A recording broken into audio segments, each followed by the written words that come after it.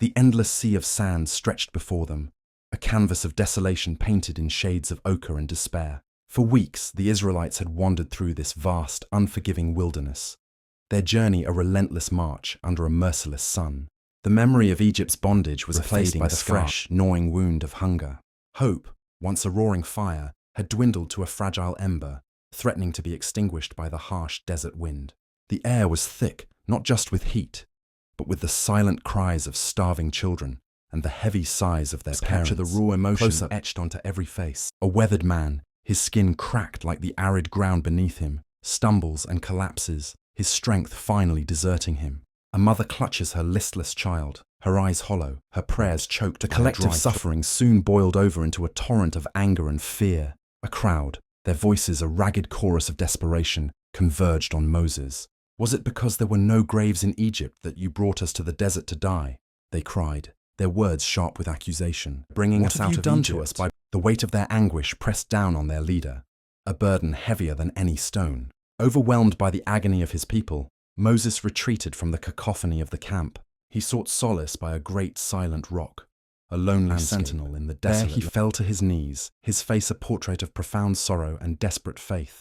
He poured out his heart to God, his prayer a silent scream for deliverance from this slow, agonizing death. As his plea ascended, a brilliant divine light descended from the heavens in its warm, enveloping ethereal embrace. It was a silent affirmation, a promise whispered directly to his soul.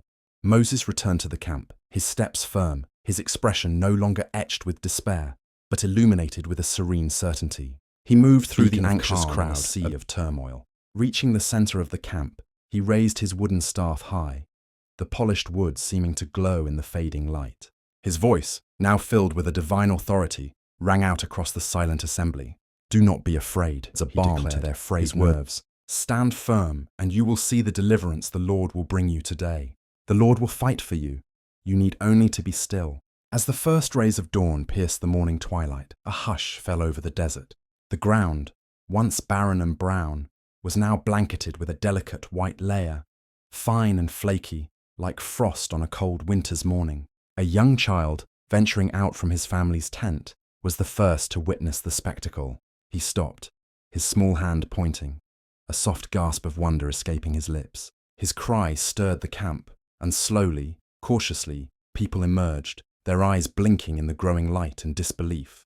The man who had collapsed the day before now knelt, his hand tentatively reaching out to touch the strange substance. It was cool and crisp to his lips and tasted it. His eyes, once dull with hunger, widened in sheer astonishment. It was sweet, like wafers made with honey. A ripple of excitement turned into a wave of unadulterated joy that crashed through the camp. People laughed, cried, and embraced. They called it manna, for they did not know what it was, but they knew it was a gift from God. Using baskets, bowls, and outstretched hands, the community eagerly gathered the miraculous bread from heaven. The final scene settles on the family from the beginning. Gathered together, they eat the manna, the tangible symbol of God's grace.